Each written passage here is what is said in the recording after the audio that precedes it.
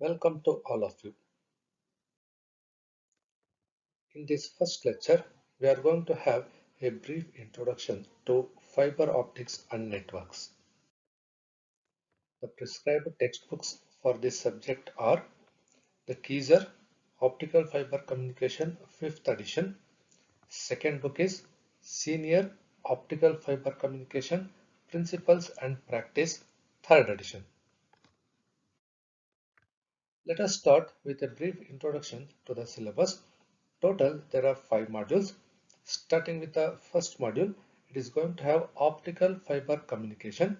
In this, we are going to study about the historical development and then the general communication block diagram and various types of optical fibers used for communication. The second module, transmission characteristics. So various types of losses that is going to happen during the transmission through optical fiber will be studied, and also the optical fiber connectors.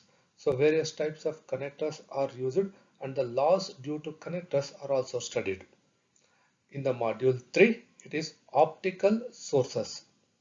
The various types of optical sources like laser and LED and its construction are being studied. Photo detectors are used at the receiver side. The principles of operation of photo detectors, then photo detector noise are being studied. Then optical receiver is concerned with the operation of the optical receiver and the error sources, front-end amplifier and its operation. Coming to the module 4, the module 4 is the WDM concepts and components. Here we are going to study an overview of the WDM and the related components. Then the optical amplifiers, the various types of amplifiers being used in the optical devices that is being studied in the optical amplifiers.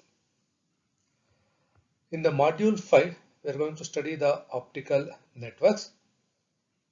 The optical network consists of the evolution of the optical networks, then the public telecommunication network overview, then wavelength routing networks, and also the OSI reference model. So this is a brief introduction to the complete syllabus. So within this 5 module, so one that is there in the violet color, that is module 1, 2 and 5. For this, the reference book is the senior, that is John M. Senior Optical Fiber Communications, and for the module 3 and the 4, the reference book is the Gred Keyser Optical Fiber Communication. Let us have an introduction to the fiber optics and networks.